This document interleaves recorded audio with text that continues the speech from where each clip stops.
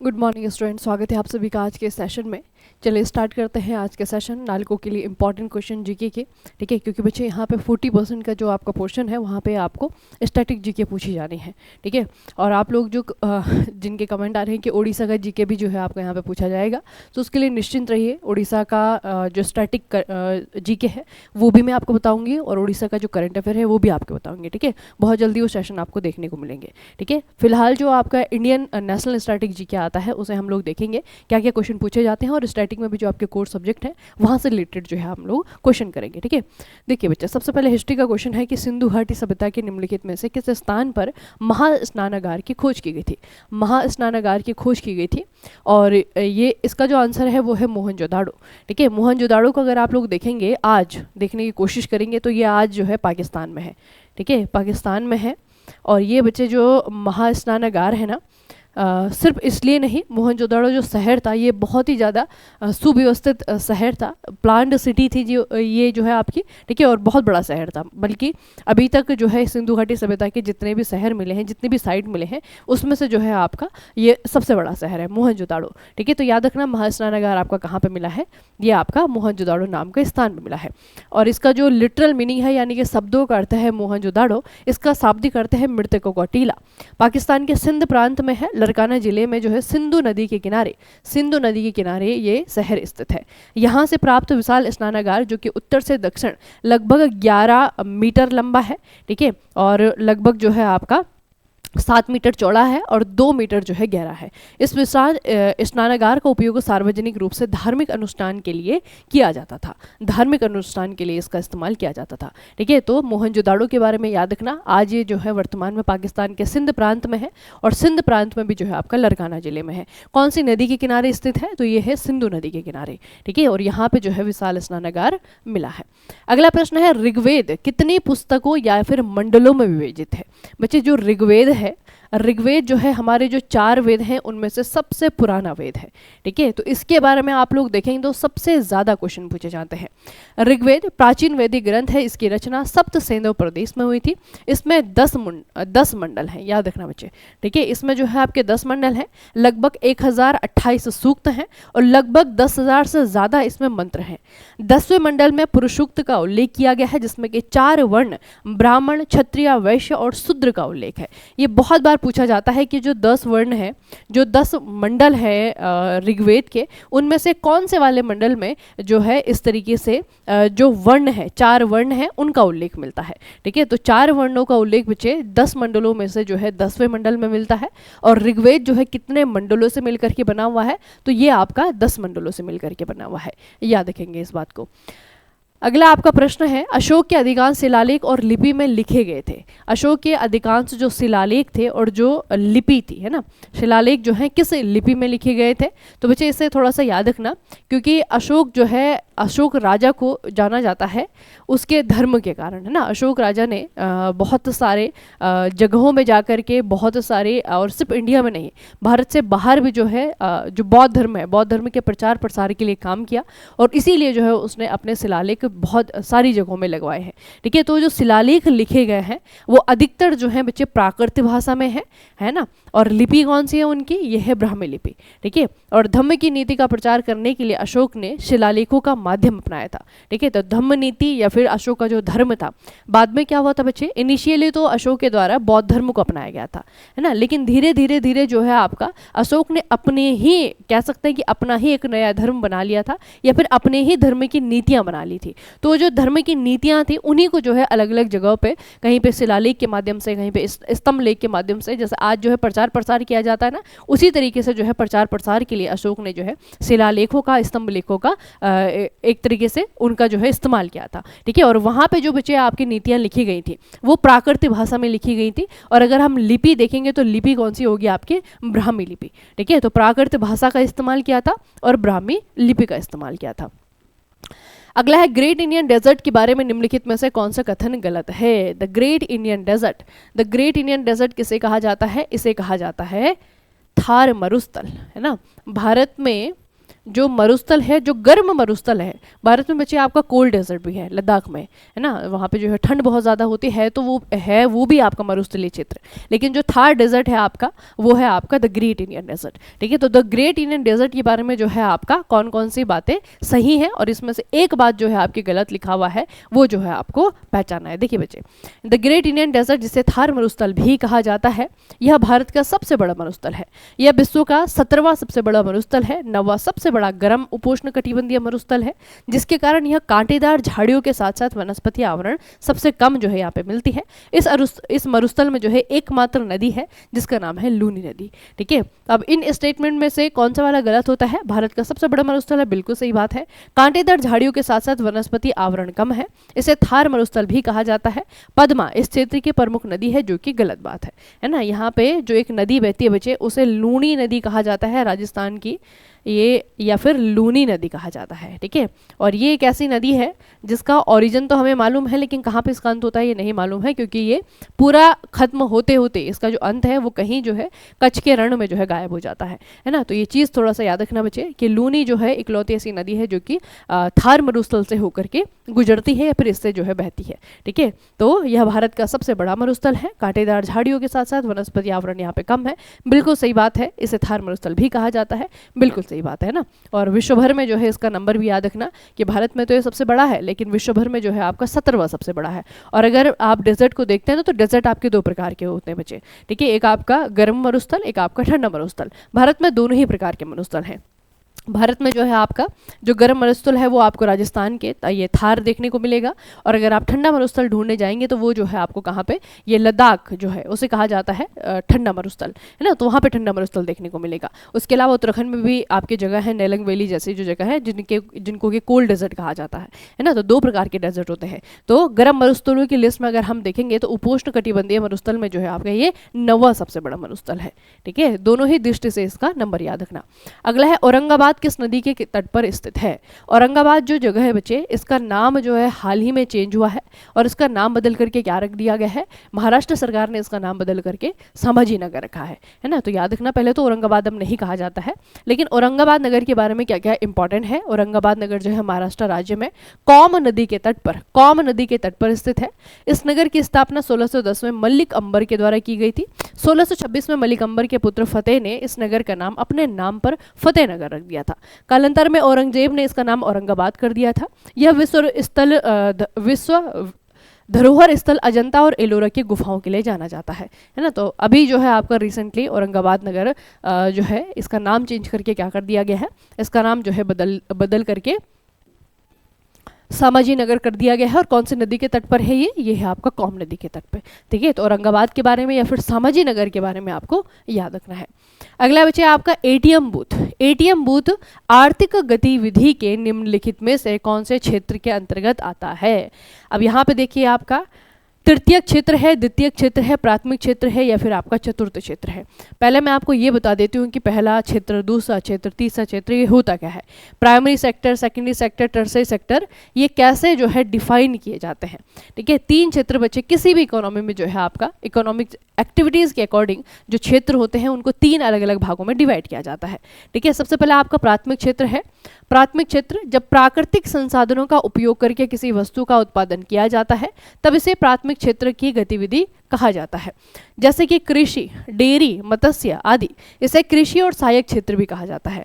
अब थोड़ा सा देखिएगा बच्चे, जो प्राइमरी सेक्टर है ना, ये जो एक्टिविटी है ये सारी की सारी जो है आपके एग्रीकल्चर, ठीक है, लेकिन सिर्फ कृषि नहीं, एग्रीकल्चर से रिलेटेड जो आपके और सेक्टर हैं, जैसे कि पशुपालन आता है, जैसे कि खनन आता है, जैसे कि वानिकी आता है, फॉरेस्ट्री, है ना। तो ये जो आपके सेक्टर हैं जो कि कृषि से रिलेटेड है, इनडायरेक्टली डायरेक्टली, वो सारे के सारे सेक्टर जो है आपके प्राइमरी सेक्टर में आते हैं। ठीक है, और इस सेक्टर में अगर आप इकोनॉमिक डेफिनेशन के हिसाब से देखेंगे ना, यह प्राकृतिक संसाधनों का उपयोग करके किसी वस्तु का उत्पादन किया जाता है।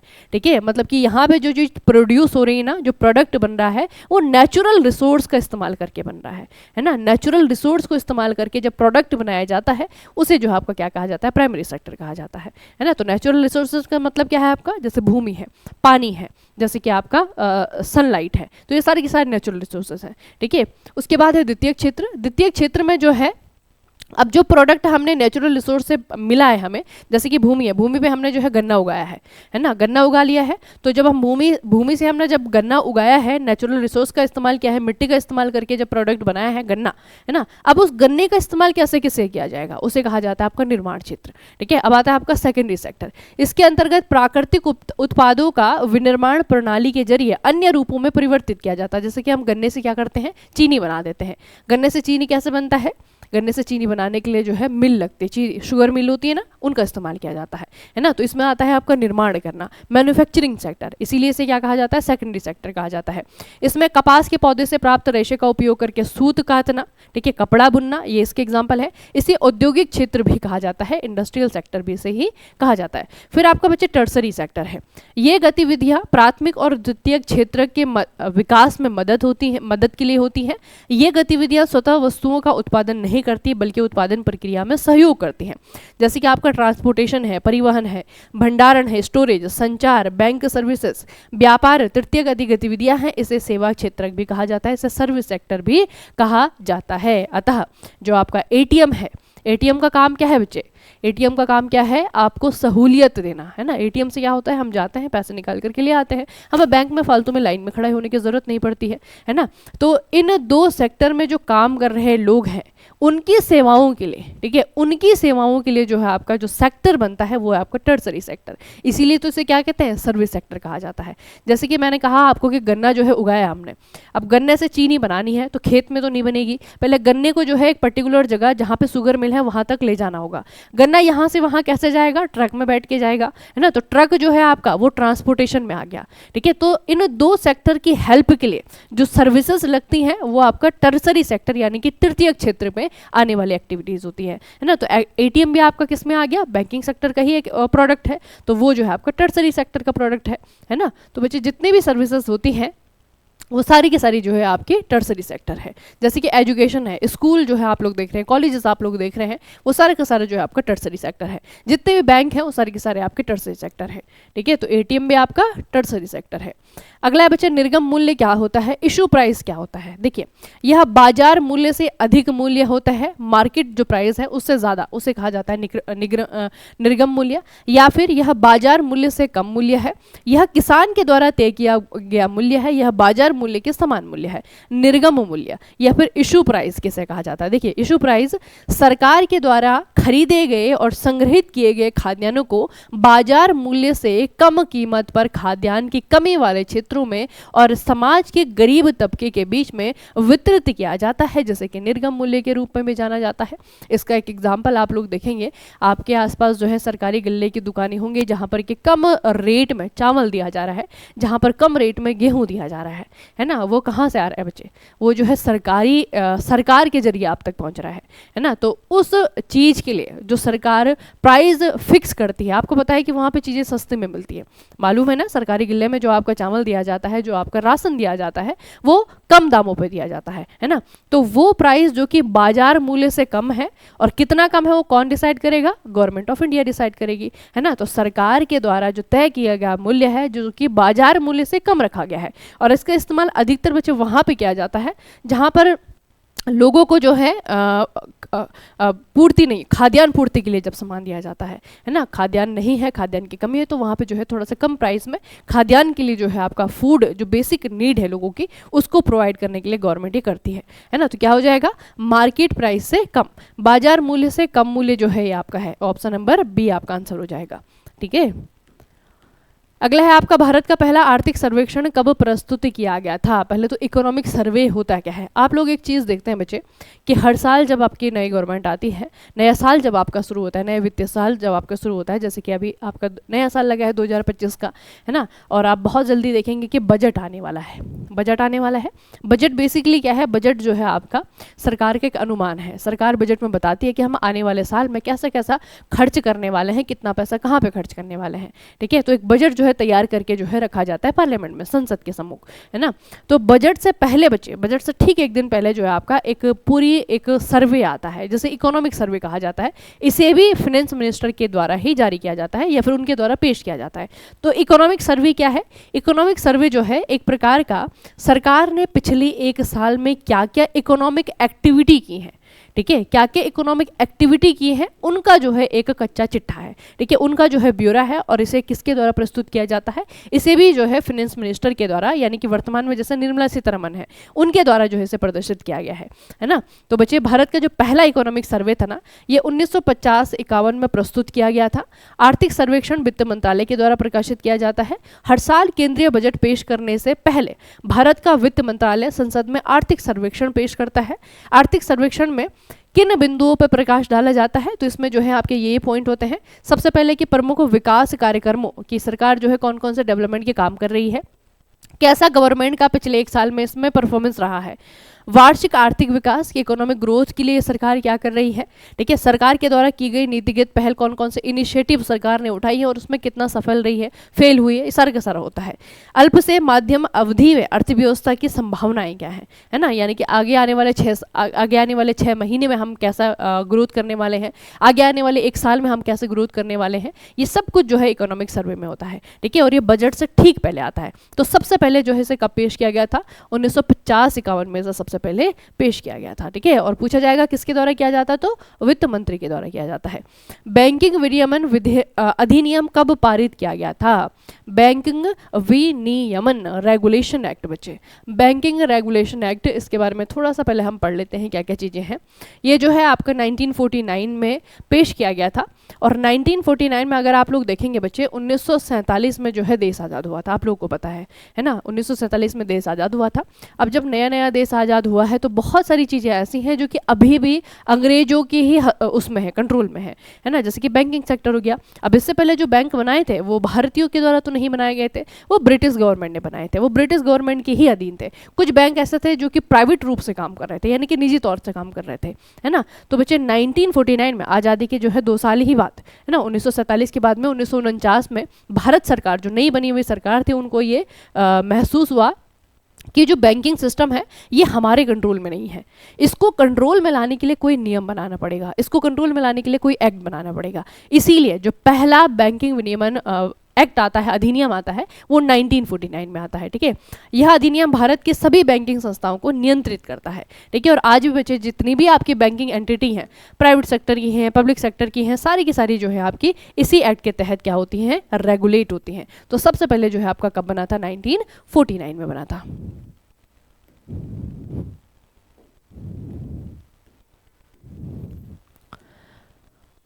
अगला प्रश्न है, भारतीय रिजर्व बैंक की स्थापना कब हुई थी, RBI, reserve bank of India. Reserve bank of India बच्चे, चलिए अब इसके बारे में भी आपको चीज़ें बताती हैं, क्योंकि इसके बारे में सिर्फ इतना नहीं पूछा जाता है।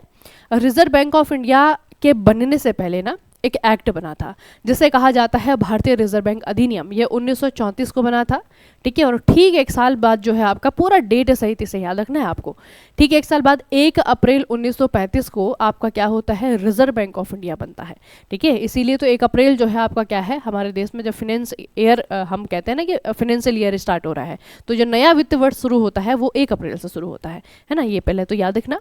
उसके बाद में जो आपका ये बैंक है, यानी कि जो आरबीआई है, ये आरबीआई किस तरीके का बैंक है बच्चे, ये हमारे देश का केंद्रीय बैंक है, सेंट्रल बैंक इसे कहा जाता है। और ये क्या क्या काम करता है, देखिए सबसे पहले जो है आपका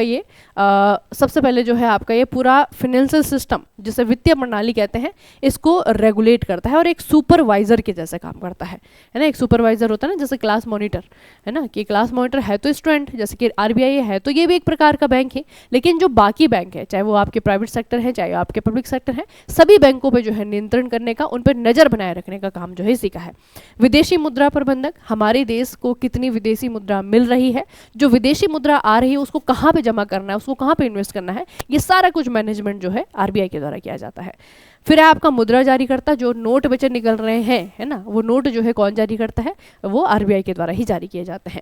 सरकार का बैंकर, सरकार को अगर कभी पैसे की जरूरत होती है, लोन लेना है, तो किसके पास जाएगा, आरबीआई के पास जाएगा, ठीक है। बैंकों के लिए बैंकर, बैंकों को अगर लोन लेना है, आपको अगर लोन लेना है तो आप जाएंगे किसी प्राइवेट सेक्टर के बैंक के पास में या फिर पब्लिक सेक्टर के बैंक के पास में। लेकिन अगर उसी बैंक को लोन चाहिए तो किसके पास जाएगा, रिजर्व बैंक ऑफ इंडिया के पास, ठीक है। तो इसीलिए तो इसे बैंकों का बैंकर भी कहा जाता है, सरकार का बैंकर कहा जाता है। तो याद रखना क्यों कहा जाता है, क्योंकि ये सारे के सारे बच्चे इसके काम है।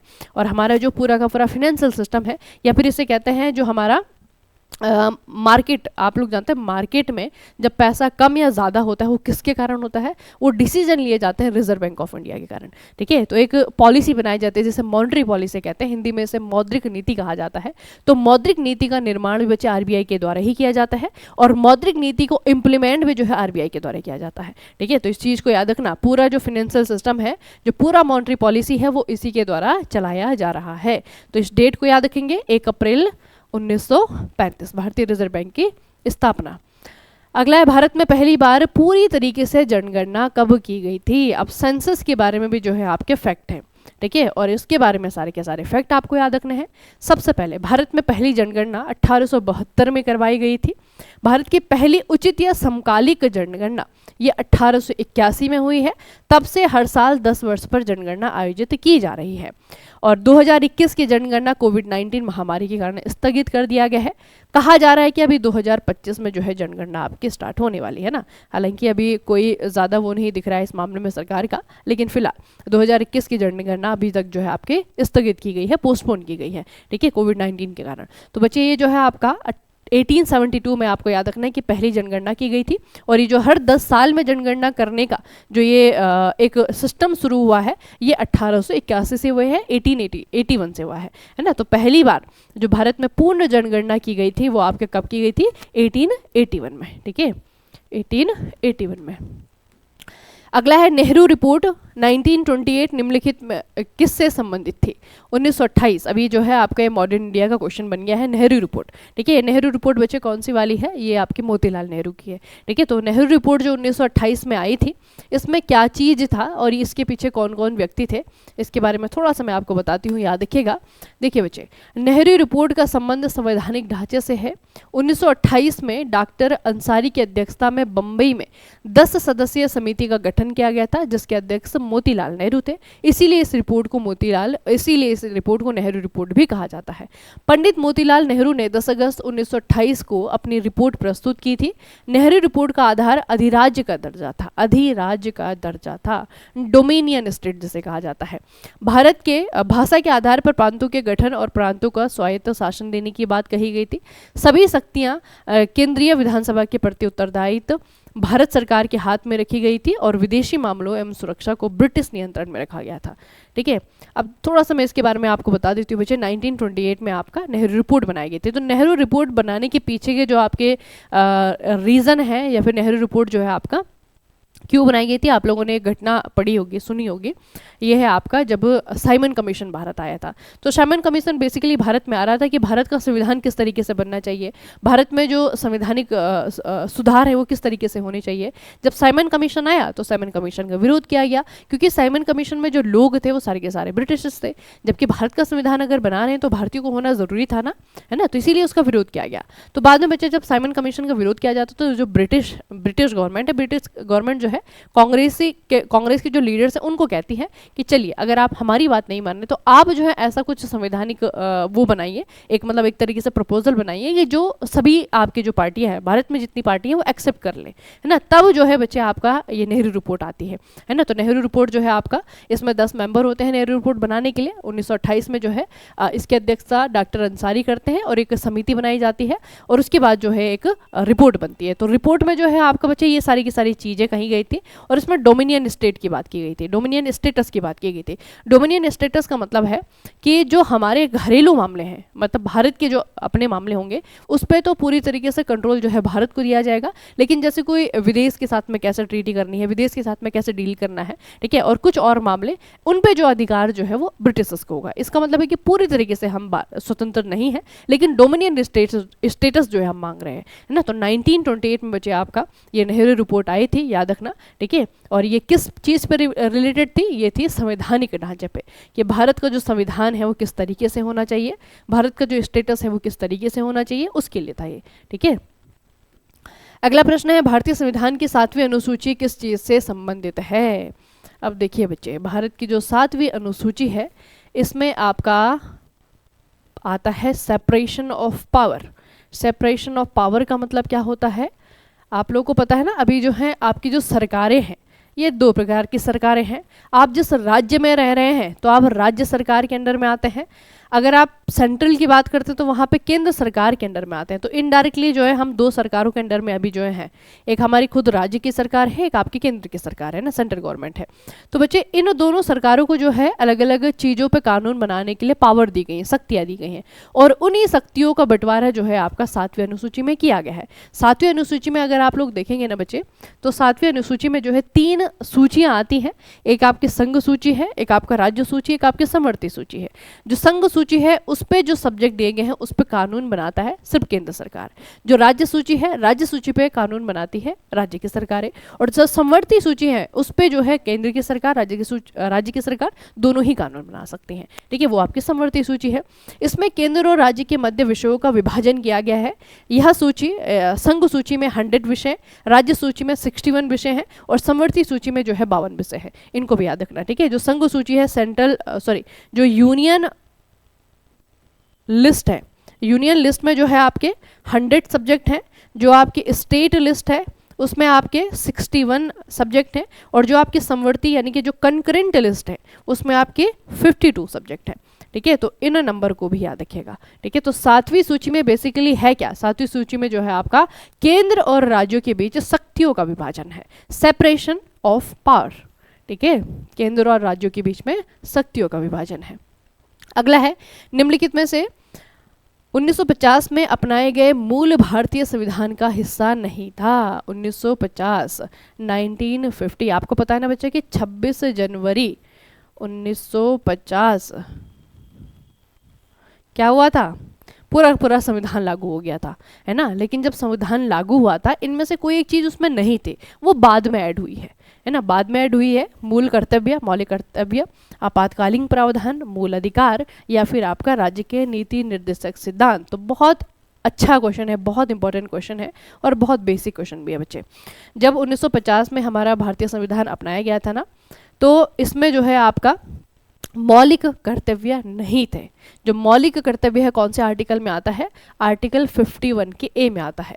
तो पहले सिर्फ आर्टिकल 51 हुआ करता था, 51 का ए जो है वो बाद में जोड़ा गया था। ठीक है, याद रखना बच्चे। संविधान में मौलिक कर्तव्यों को 1976 में 42वें संवैधानिक संशोधन के द्वारा जोड़ा गया था, और जब ये जोड़ा गया था तब इसमें सिर्फ 10 मौलिक कर्तव्य थे। बाद में जो है बच्चे आपका 11वां मौलिक कर्तव्य जोड़ा गया। और कब जोड़ा गया ये जोड़ा गया 2002 में 86वां 86 संविधान संशोधन के द्वारा। ठीक है, तो मौलिक कर्तव्य का विचार जो है रसिया यानी कि सोवियत संघ से लिया गया है, और वही मौलिक अधिकार का विचार संयुक्त राज्य अमेरिका से लिया गया है ना। तो 26 जनवरी 1950 को जब हमारा संविधान लागू हुआ था, उस दिन हमारे संविधान में मौलिक अधिकार भी थे, आपातकालीन प्रावधान भी थे, राज्य के नीति निर्देशक सिद्धांत भी थे, है ना। बाद में जब आपका 1976 में 42वां संवैधानिक संशोधन हुआ, तब जो है आपका क्या किया गया, स्वर्ण सिंह समिति है समिति का नाम, उनकी सिफारिश पे जो है आपका मूल कर्तव्य जोड़े गए। ठीक है, तो मौलिक कर्तव्य हिस्सा नहीं थे, बाद में बने हैं। आपातकाल के दौरान कौन से मौलिक अधिकार निलंबित नहीं किए जा सकते हैं, कौन से मौलिक अधिकार हैं जो कि कभी भी आपातकाल यानी कि इमरजेंसी में नहीं होते हैं, और बच्चे आपके कभी भी नहीं होते हैं। ठीक है, इनको कभी भी जो है निलंबित यानी कि सस्पेंड नहीं किया जाता है। पहले तो भारतीय संविधान में जो आपातकाल लगता है ना बच्चे, ये 352, 356 और 360 3 आर्टिकल के तहत, 3 अनुच्छेद के तहत लगता है। ठीक है, आपातकाल इनमें से कोई भी हो, उसमें जो है आपका एक तो आर्टिकल 20 है, ठीक है, अपराधों के लिए सजा के संबंध में संरक्षण, और एक आपका जो है जीवन और प्राण का जो आपका संरक्षण है, व्यक्तिगत स्वतंत्रता यानी कि आर्टिकल 21, इनको कभी भी बैन नहीं किया जा सकता है। ठीक है, ये कभी भी सस्पेंड नहीं होते बच्चे, 20 और 21 याद रखना। ठीक है, और ये तीनों प्रकार का जो आपातकाल है वो सभी के लिए है। इनमें से कोई भी प्रकार का आपातकाल लगेगा तो 20 और 21 जो है आपका, इन्हें कभी भी सस्पेंड नहीं किया जा सकता है, ये कभी भी बैन नहीं होते। बाकी तो आपके ऑटोमेटिकली हो जाते हैं ना, लेकिन इनको नहीं किया जा सकता है। चलिए, तो आज जो है आप लोगों ने पॉलिटी, हिस्ट्री और आपका इकोनॉमिक्स और थोड़ा सा जियोग्राफी, है ना, ये जो कोर सब्जेक्ट है बच्चे हमारे इंडियन स्टैटिक जीके के, उनको आप लोगों ने देखा, उनके क्वेश्चन देखा, और बहुत जल्दी जो है उड़ीसा का स्टैटिक जीके, उड़ीसा स्टेट के बारे में थोड़ा हम जानेंगे, और दूसरा जो है उड़ीसा का जो करंट अफेयर है वो भी जो है आपके लिए मैं लेकर के आ रही हूँ। ठीक है, तो उन सेशन के लिए जो है प्रिपेयर रहिएगा। और अगर आपको थोड़ा सा फ़ायदा लग रहा है सेशन का, ठीक है, अगर आप लोग को तैयारी में हेल्प मिल रही है तो इस सेशन को शेयर करना है। और अगर नए हैं इस चैनल पे तो आपको make it easy skills online platform को लाइक करना है, सब्सक्राइब करना है। ठीक है, चलिए फिर मिलते हैं नेक्स्ट सेशन में, तब तक के लिए पढ़ते रहिए, बढ़ते रहिए, अपना खूब सारा ख्याल रखिएगा। आप सभी का बहुत बहुत धन्यवाद।